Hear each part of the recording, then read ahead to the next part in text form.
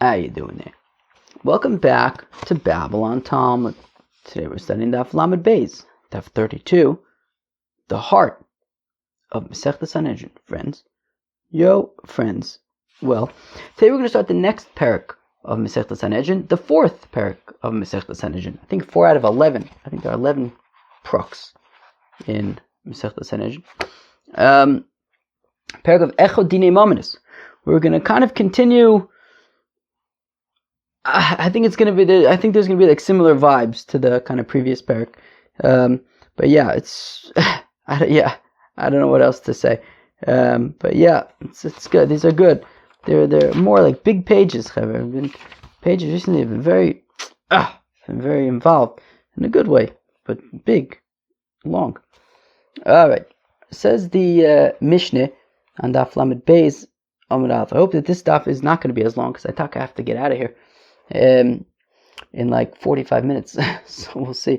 But I don't want to rush. We'll see. If I have to cut it off early, I'll cut it off early. We'll see. I'll go upon him. So, okay. So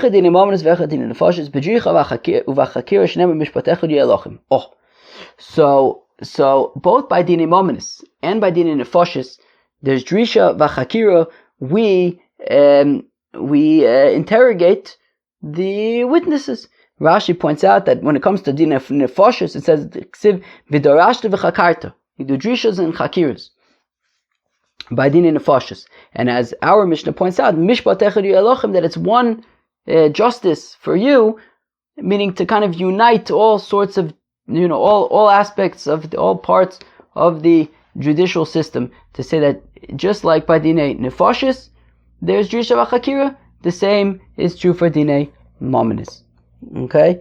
So, again, so says the Mishnah Echad Dinei Mominus, both by Dinei Mominus ve'Echad Dinei Nefashis, as well as by Dinei Nefashis, by Drisha v'Chakira, there are interrogations of the witnesses. Shenemar, as the pasuk says, Mishpat Echad Yiyeh Lochim, that there shall be one, judicial system for you, and that applies equally to Dinei Mominus and Dinei Nefashis. Ma bein Dinei Mominus to Dinei Nefashis, and what are some of the differences between Dinei Mominus and Dinei Nefashis? Dinei Mominus Bishlosha, Dinei Nefashis Bishlosha. As we know already from the first Mishnah of Masechta Sanhedrin, Dinei Mominus are with 3 judges. Dinei Nefashis, capital cases, are 23 judges. Dinei Mominus Poschen bein l'zchus bein l'chova, v'dinei nefashis poschen l'zchus bein poschen l'chova. I think we're already going to do that today. We're going to learn this part of the Mishnah that by Dinei Mominus, again, poschen bein l'zchus bein l'chova. By Dinei Mominus, we can, initiate the deliberations whether in favor of the defendant or against the defendant. I guess by Dinei Mominus, probably Shimon lent Reuben $1,000.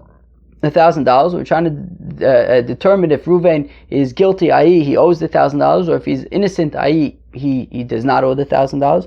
We could start the arguments both in favor or against Reuven.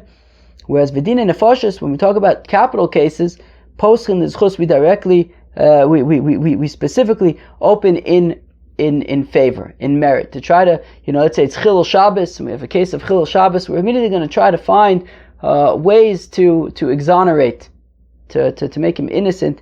We're not going to start by trying to figure out by trying to make arguments for his guilt. Poschen l'chova, we don't start with guilty-oriented arguments.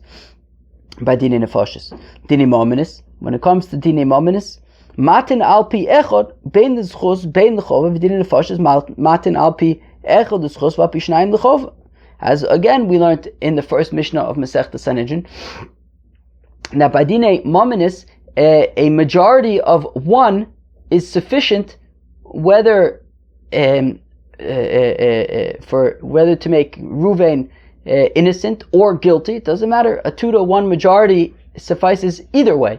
Whereas by Dinei Nefashis, as we know, a majority of 1 is sufficient to acquit the defendant, but to opposite of acquit. What's the opposite of acquit? To convict the defendant, we would need a majority, in a capital case, we would need a majority of at least 2, which in practice assuming that everyone, assuming that everything, there's no, like, nobody says I don't know or whatever it is. So it would end up being a majority of 3, right? I mean, if you have 23 judges, you would need basically 13 against 10 at least. Okay, fine. Wait, 13 against 10, right? Because 12 against 11 is 23. And then, 13 against 10, I guess. Yeah. Right? Is that correct? I think so. Anyways. Where am I? Where am I? Where am I? The whole Mishnah looks the same because it's all Dini Mominus, Dini Nefashos. Fine.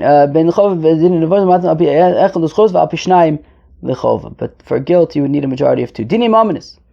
Machzirin bein l'schus bein l'chova. By Dini Mominus, so as we learned in the last Mishnah of the last parak, right? If there's more evidence, it can always be submitted.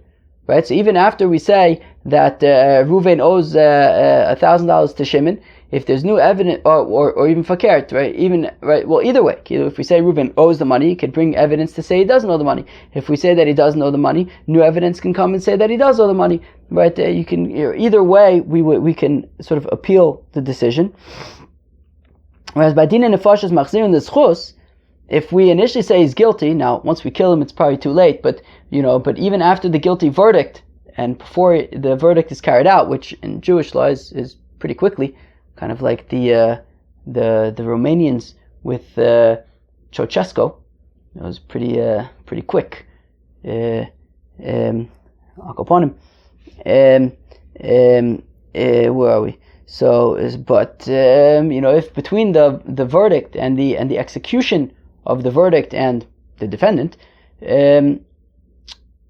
we would, if somebody says, wait, I have evidence to say he's innocent, we would go back to court. But if once he's exonerated and somebody says, wait, I have evidence to say that he's guilty, he's already been exonerated. Dini Mominus, when it comes to Dini Mominus, Akol Malamdin Schus Vichova. So anybody in the court, right? So like the student, right? So if there, there are students there that are observing, that are in the room, if they have arguments, to prove Reuven innocent or guilty, makes no difference. Those arguments can and probably should be made.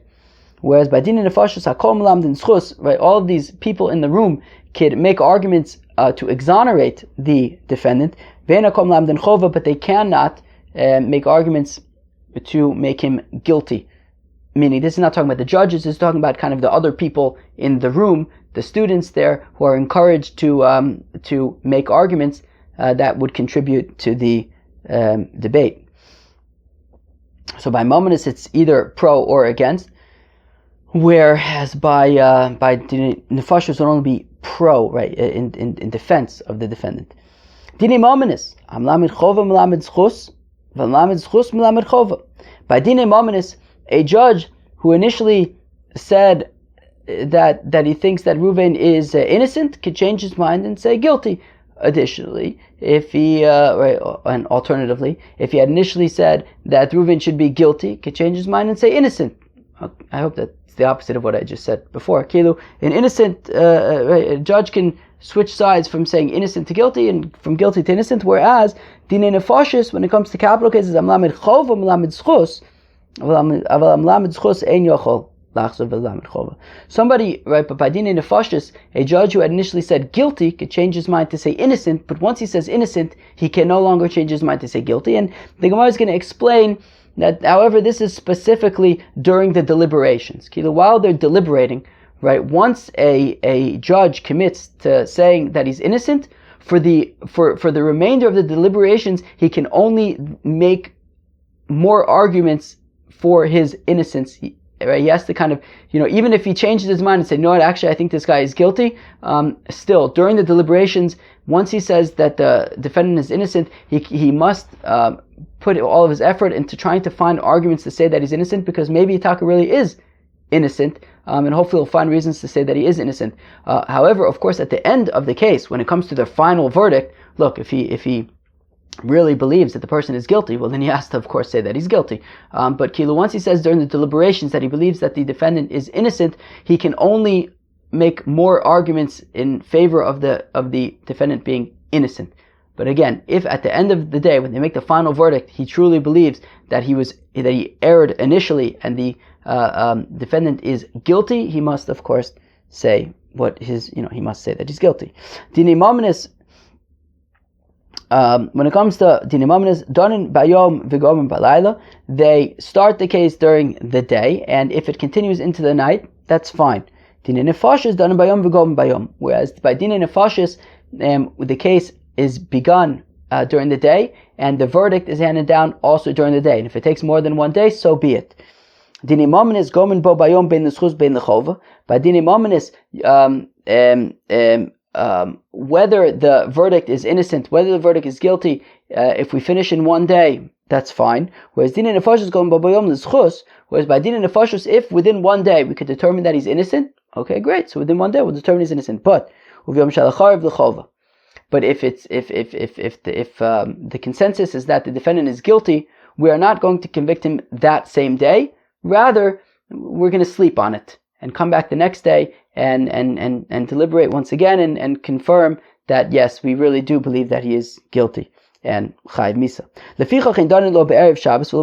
And therefore, we don't judge capital cases on erev Shabbos or erev Yom Tov, because if the defendant is guilty, well, then we would have to wait till the next day, which would be Shabbos or Yom Tov, and Mrs. Bezin is not toche capital cases are not toche Shabbos or Yom Tov, and therefore you would have to wait till the day after, and that's what's called Inoy Adin, sort of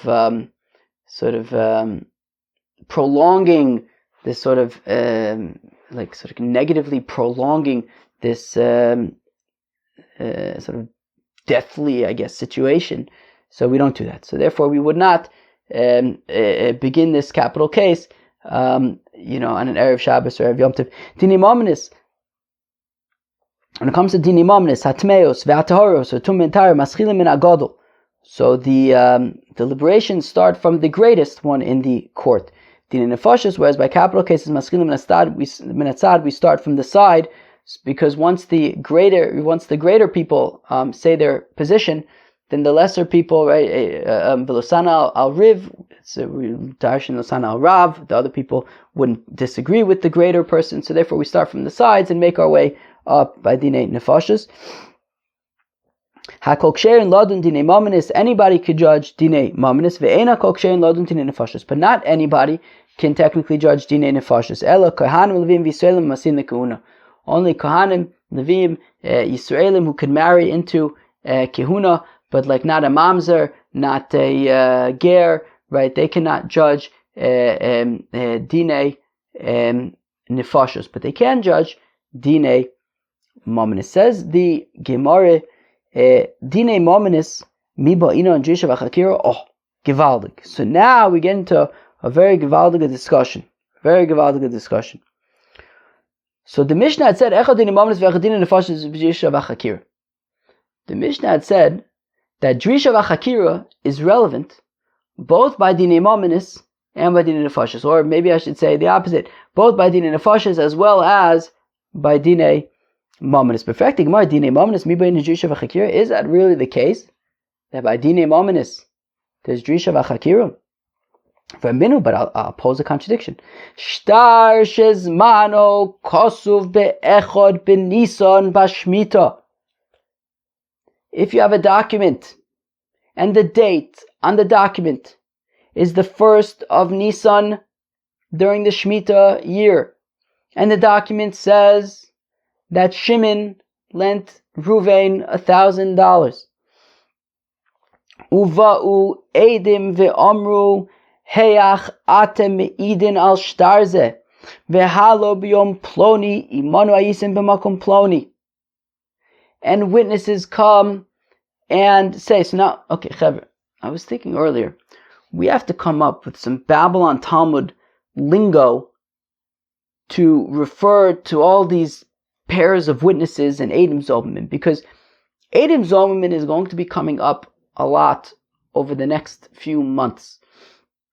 It's already come up quite a few times over the past few weeks, and as I imagine many of us would agree, it's tricky.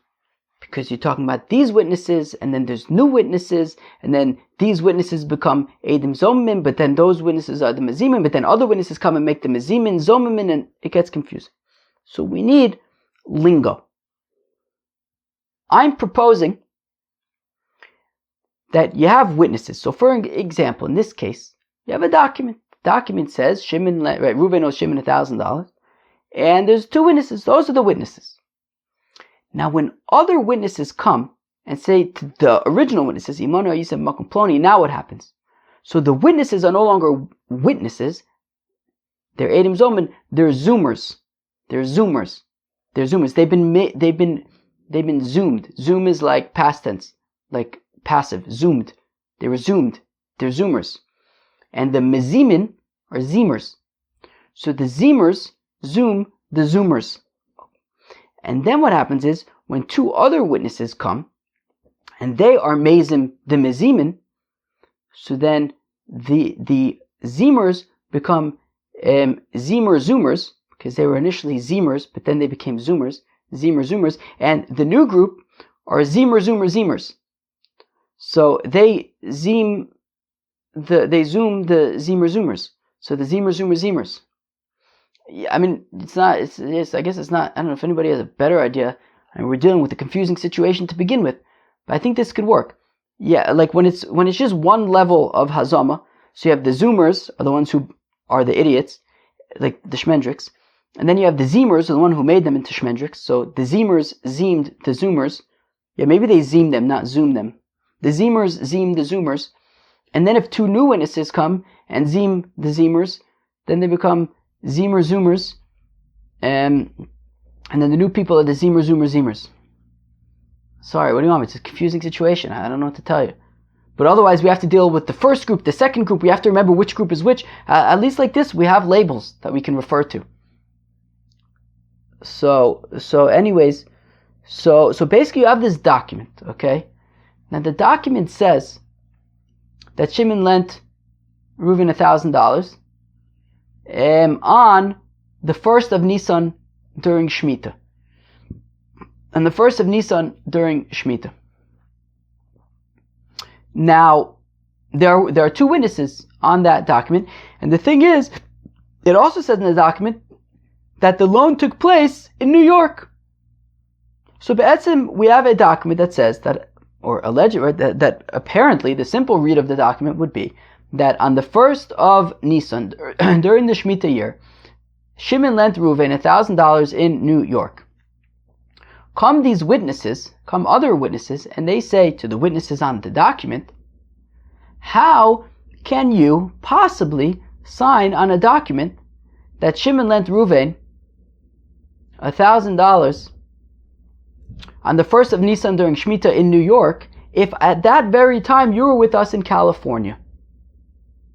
So they become zeemers, and the witnesses on the document become zoomers. So says the Gemara, says the Brisa, that actually, it's no problem at all. It's no problem at all. Why is it no problem at all? Well, because we could say it's a shtar me'ucher. I can make the argument that actually, the witnesses on the document they don't mean any harm. Rather, what happened was, the document was written up on the 1st of Nisan during Shemitah in California. So I mean, when the Zeemers come and say, but you were with us on the 1st of Nisan of the Shemitah year in California, that's true. That's true, they were with you. That's true, they were with you. So then how could they be talking about a loan that happened in New York? The loan that happened in New York that they're talking about happened a month ago. This is a shtar me'ucher. They're writing a document after the fact. So they're writing the date in the date in the document is the date that the document was written, which is the 1st of Nisan of the Shemitah year. And at that time they were in California. But we could say that what they are documenting is a loan that happened, let's say, a month earlier in New York. So this place that they wrote, even though they should have written the place where the document was written, but they didn't. They wrote the place where the loan took place, which was in New York, and it was a month earlier. So the witnesses are not definitively Edim Zomimin, we can argue that they are referencing a loan that took place really in New York, but a month earlier than the date that the document was written, which is the 1st of Nisan during Shemitah. And yes, at that time they were in California. So again, starting from the beginning of the Gemara. Dini Mominis Miba'ina Jusha V'Chakira. Do we really require Jusha V'Chakira by Dini Mominis? V'Raminu, we have a contradiction. Shtashazmanu Kosuv Be'echad B'Nisan. If we have a document dated the 1st of Nisan, B'Shmita, during the Shemitah year, Uvo Eidim V'Amru, but then 2 other witnesses come and say, wait, these witnesses that are signed on the document, how can you be testifying about this document that says that on the 1st of Nisan of the Shemitah year, Shimon lent Reuven $1,000 in New York, but on the 1st of Nisan of Shemitah, you were with us in California. Shtar kosher ve'edav ksherin. The document is nonetheless valid, and the witnesses are nonetheless valid. How so? Because we can argue that they're talking about a loan that did in fact happen in New York, but a month earlier. So the document was in fact written on the 1st of Nisan of Shemitah in California, but referring to a loan that took place, let's say, a month earlier in New York. And now here's the question. Now, if it enters your mind that by Dine Mominis we require Drisha V'Chakira, well, what would be the whole point of Drisha V'Chakira by Dine Mominis? In order to set a baseline to be able to disprove, to invalidate the testimony, right? That's the whole point of Drisha V'Chakira, right? We want to make sure that the witnesses are telling the truth, and that if there's any contradiction in the testimony, we're going to throw it out. So if we say that we require Drisha V'Chakira by Dine Mominis, and the whole point of the Drisha V'Chakira would be to set a basis to be able to invalidate the testimony if there's a contradiction, and witnesses are now coming and saying that this document is problematic because it talks about the 1st of Nisan of Shemitah in New York, and you were with us at that time in California, so we actually have a contradiction. So what we should be saying is, wait, that contradicts their testimony. We should be throwing this out, and yet we're saying, oh yeah, it's a valid document. Maybe it's referring to a loan from a month earlier in New York. That wouldn't make any sense. The whole point of Drisha V'Chakira is in order to be able to identify contradictions and throw out the testimony, and yet here we have a very clear contradiction, and we're, instead of throwing out the testimony, trying to make it work. That would be against the whole principle of Drisha V'Chakira, therefore it must be that there is no Drisha V'Chakira when it comes to Dini Mominis. If it enters your mind that by Dini Mominis we have Drisha V'Chakira,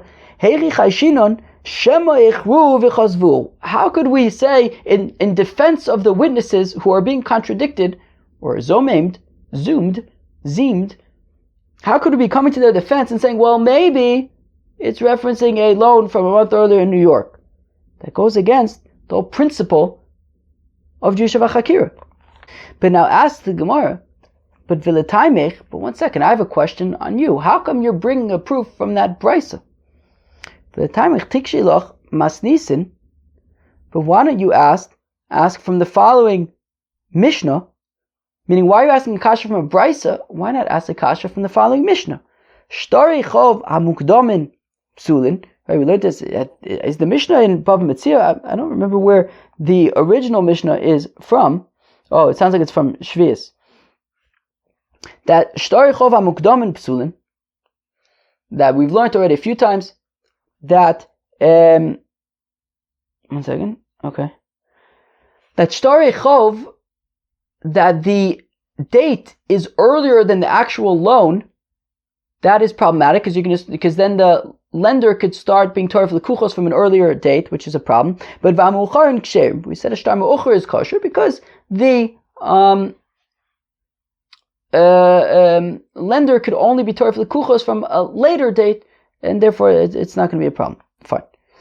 We've learned this a few times. But again, similarly, if it enters your mind that we would require Jusha v'Chakira, Muchar and a Mike Sharon, then why would we say that a Shtar Muchar is kosher? Meaning, if we have a document that says one date on it, right, and then we have and then we have witnesses who come and say, we know that actually the date on this document is incorrect because the loan took place earlier, is a shtar me'ucher. Why would that be acceptable? If you require Jusha v'Chakira, again, based on the same principle that, if we're doing Jusha v'Chakira in order to establish a baseline to be able to discard the testimony in the event of a contradiction, now we have a contradiction. We have witnesses coming and say that the date on the document is not the actual date of the loan, and yet we're saying it's all good. So again, it must be that there's no Jusha v'Chakira. So the question is, why are we relying upon that brisa with the loan and the Edom Zomin and Nisan and Shemitah when we actually have a Mishnah? Right, Mishnahs are sort of more broadly accepted than brisas. Why not ask the question from the Mishnah? Lo kasha, that's not actually a good question because ta'adifa mino kaminon, because actually it's a better argument, it's a better question from the brisa. How come? Ta'afilu echad b'nisan b'shmita. Because the Chiddush is that not only are we saying that it's the first of Nisan, but it's during the Shemitah year, which raises even more red flags even more so I would think that this is a fraudulent document. Because people don't usually borrow money during Shvius, because there's Shmitas Ksofim. You won't get your money back.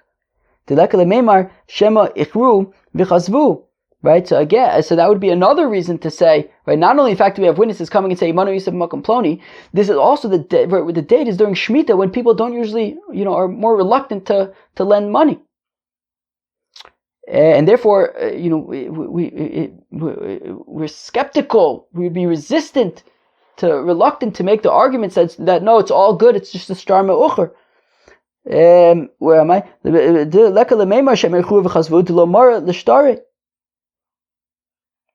Right, because right, by saying that the loan took place in during Shemitah, you're not going to be able to collect it. Afilu hachi, but even so, we will argue that it's a shtar me'ucher because Kevin the Shvius sof mishametes machshrinim, because since Shmitas Kesofim only happens at the end of Shemitah, so therefore it's we will still make the argument that yes, on the 1st of Nisan, yes, the date was the 1st of Nisan during Shemitah. There's still half a year to collect the loan because Shemitah is only the Shemitah Kesofim is only at the end of Shemitah, and we could say that it's a shtar me'ucher and say that it's kosher. Mikol makom kasha, but we still have this question, the question of how could we have a concept of a shtar me'ucher being kosher when how does that sort of align and cooperate with the concept of Jusha v'Chakira by Dinim Mominus? Because the whole point of Jusha v'Chakira by Dinim Mominus would be in order to set a baseline to be able to contradict the testimony. And here we have a contradiction, and instead of contradicting it and throwing out the testimony, we're defending the witness's testimony and saying, oh, it's a shtar me'ucher. Those two concepts contradict each other. The concept of Jusha v'Chakira and the concept of shtar me'ucher. Is somebody here? I don't know. Al Capone, we're going to go weiter because I got to keep going. So now we're going to come up with different ways to resolve these two questions. To resolve, how could it be that on the one hand our Mishnah says that there is Jusha v'Chakira by Dinim Mominus, but at the same time it seems that there also isn't Jusha v'Chakira by Dinim Mominus. So now we're going to see a statement that we saw already on the first daf of the Masechta. Amr Chanina says Chanina Torah that Mida Oraisa Echad Dinim Mominus v'Echad Dinim Nefashos Jusha v'Chakira. Right, so as we see in our Mishnah, Mida Oraisa, in principle, both by Dinim Mominus and by Dinim Nefashos, there's Jusha v'Chakira. Shneimar, the says Mishpat Echad Yelachim, that it's a consistent judicial system and process across the board. Dinim Mominus, Dinim Nefashos, Jusha v'Chakira everywhere, in principle. And that's what our Mishnah is talking about. Mida Oraisa, in principle, there's Jusha v'Chakira by Dinim Mominus and Dinim Nefashos. Umatam Amru Dinim Mominus Lo Bein Jusha v'Chakira. So then, as we saw in these brises and Mishnahs, How come we say that by dinim ominous, therefore there isn't drisha v'chakira? If we're saying that echad dinim ominous, echad dinim nefashos b'drisha v'chakira, but now we're also saying that there isn't drisha v'chakira by dinim ominous, how come? The Chachamim stepped in. The Chachamim stepped in and said by dinim ominous, don't do drisha v'chakira. As we saw in the first half of the Masechta, that we want to make it easier for borrowers to borrow money, and we want to remove as many hurdles as possible. And if Shimon lends Reuven $1,000, and then it's going to be hard to get witnesses because the witnesses are going to have to go through Drisha v'Chakira and Ma'aymin Aleim, and also these kind of difficult hurdles. So it's going to be more difficult to secure a loan. So because we want to make it easier to secure a loan, so therefore we say, you know what? Let's not do Drisha v'Chakira by dinei mominus, so that it's easier to borrow money for those who need to borrow money to be able to borrow money. El Me'ata. So if that's the case, that we're not interrogating witnesses, well then if you have judges who pass in a certain way when it comes to dinei mominus, and they get it wrong, they should be able to argue, we're not responsible for that guilty verdict because we were unable to properly interrogate the witnesses. If we were able to properly interrogate them, we wouldn't have made this mistake. So therefore they should not be responsible to pay if they make a faulty verdict. No, but if that's the case, you say that then the judges are immune for responsibility since there's no Drisha v'Chakira. Well then, certainly you're going to be tinol dalspuf because nobody's going on to borrow money because they won't be able to believe in the judicial system, because even if there's a verdict that was incorrect, nobody's going to stand behind it. No, so there's no Drisha v'Chakira by dinim ominous, and also, verdicts in those cases stand, and verdicts in those cases stand, and judges are responsible to make right on faulty verdicts. And we're going to see in what cases. We talked about it a little bit in the first paper. We're going to talk about it a little bit more. I don't remember. I think it's tomorrow already. So another daf I learned in the airport. Anyways, so they would have to kind of like make right their faulty verdict, because we want to facilitate borrowers being able to borrow money. Rav Amar says, Rav Masnisin dehacha b'dinei knasos v'idach bodos v'avos. That when, right, so Rava kind of goes one step deeper and says, so there is this concept of shalotinu dalos b'fnei lovin, and when we say that we skip drisha v'chakiras by dinim ominous, Rava points out that there's a distinction that we already got to on the first half of the Masechta, that when we say that when we waive drisha v'chakira by dinim ominous, it's specifically by odos v'alvos to facilitate borrowing money. But by knossos, I don't know, let's say witnesses saw that Shimon hurt Reuven, and now he's getting paid for different kinds of things. So although are there knossos? I don't remember what's what. Sheves, Vipur, Tsar, Boshes. Some of those might be knossos.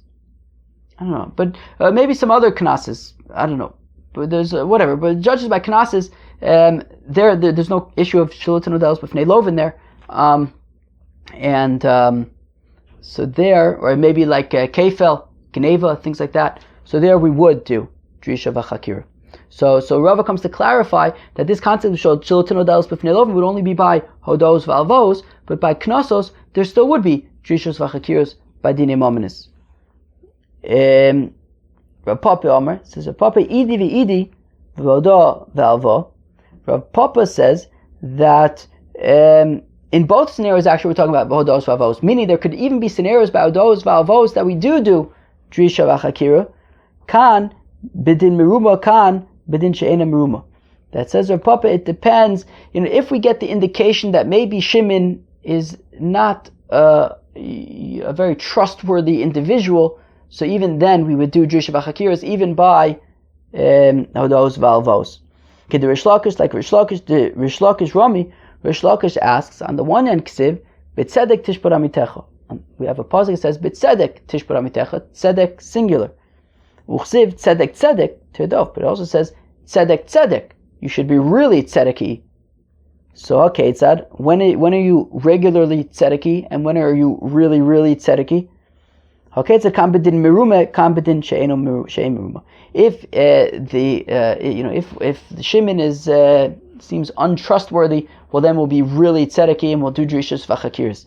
But if it's just a regular case, Shimon is just a nice guy who lent money, well then we will waive Drisha v'chakiras Shalotinu Dos B'fnei Lovin.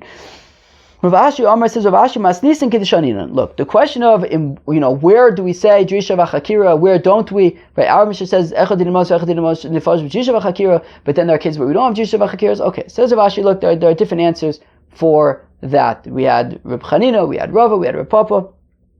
But in terms of these psukim of B'tzedek Tishban Amitecha and Tzedek Tirdof, Kroi Echad Ledin V'Echad L'Pshar. So actually, the pasuk of Tzedek Tirdof is just teaching us something separate. Meaning they're not both talking about dinim and why does one place say tzedek, why does it say tzedek. No, rather we have one pasuk that says b'tzedek tishbar amitecha. Okay, fine, great. Judge your fellow in righteousness. And then we have tzedek tirdof. That second pasuk with tzedek tirdof is teaching that both by dinim, by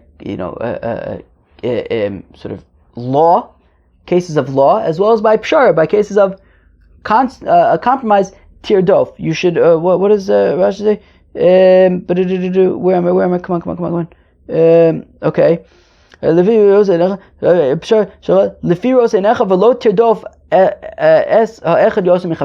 favor one over the other. Rather, both by din and by pshara, you should make sure to be honest. Ketatan is learned in a brisa. 1 second. Yeah. Right. Tzaddik, as Rashi says, tzaddik din shalcha v'tzaddik pshara shalcha lefiros enecha v'lotidof esa echad yosem mechaver. Right. Be righteous both by din and by pshara. Ketzad. What's din? What's pshara? For example, shtei svinos ovos banar. If you have two boats that sort of what's the right word? That kind of how do I say it? They kind of they meet each other. You have two boats that meet each other on the seas, on a river. Two boats meet each other on a river. Ufagu zebaze im ovros shtein tovos. Now there isn't room for the both of them. If both of them try to get through this river at the same time, they're both gonna sink. Baze achar ze shtein ovros. But if they can work out between themselves that one of them will go first, the other one will go second, well then, everybody, right, will go b'shalom b'li pega. V'chein, and similarly, shnei gemal, if you have two camels that are loaded up with stuff, shayu olim b'milos beis choron, that were climbing the milos beis choron, which is this very steep incline, one from this direction, one from the other direction, and they won't both be able to pass. One of them is going to have to turn around. Ufagu zebaze, and they meet each other. Im alu shnein noflin, if both of them try to go through, continue at the same time, tzizamen, they're both going to fall. But if one goes, if the other one turns back and lets the other one pass, and then the other one passes afterwards, then they can both go. Okay, so tuna v'she'ina tuna. So what you do is, look, if one of the camels is laden and the other camel is not laden, well, tidacha she'ena tuna mipnei tuna. The one who is not laden should turn around and let the one that is laden pass.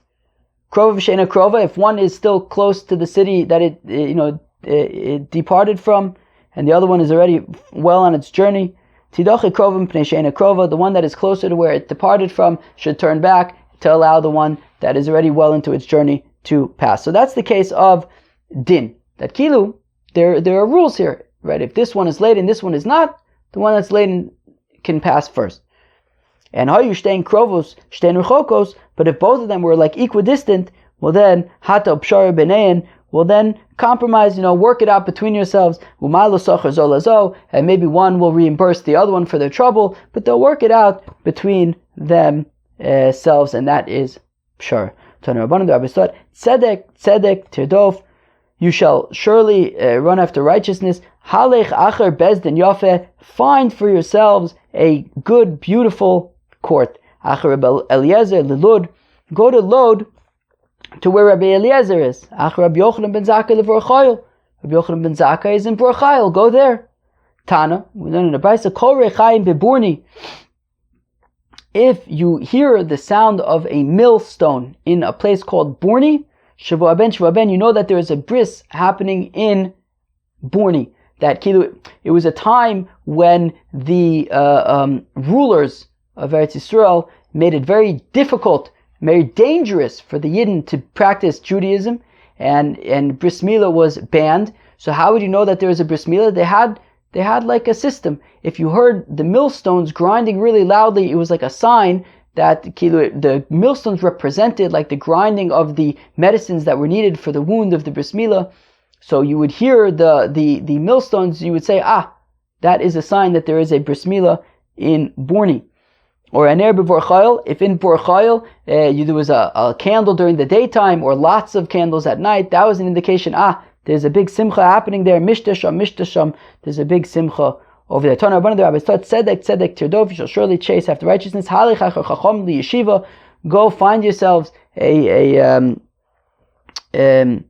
what is Beis Havad Shesham Bezdin Kavua Kigon, etc. As Rashi says, a Beis Havad, a place where there's a proper Bezdin, a good Bezdin. Ach Rabbi Eliezer Lelod, go to Lod where Rabbi Eliezer is. Ach Rabbi Yochanan ben Zakkai le Bor Chayil, go to Rabbi Yochanan ben Zakkai in Bor Chayil. Ach Rabbi Yoshua le Pkiyin, go to Pkiyin where Rabbi Yoshua is. Ach Rabbi Gamliel le Yavne, go to Yavne to visit Rabbi Gamliel. Ach Rabbi Kiva le Bnei Brak, Ach Rabbi Masya le Romi. Ach Reb Chananya ben Trajan l'Sichni, Ach Reb Yossi l'Tzipori, Ach Reb Yehuda ben Beseir l'Nitzivin, Achar, so you have to add, so I guess it's Achar, where is this? Achar Chanina ben Achar Reb Yoshua, maybe? Gola is Pumpedisa, Achar Rebbe, l'Beishayim, Achar Chachomim, l'Lishkas Hagozis, the Sanhedrin Gedola in the Lishkas Hagozis. Wow, that was super interesting because you just like saw where all of these Tanoim lived. I do really want to finish this daf, but I really do need to go. So I think I'm going to stop here, and I'll just have to tack this onto tomorrow's daf. I think I'll have to do that because I do have to go. Peace out.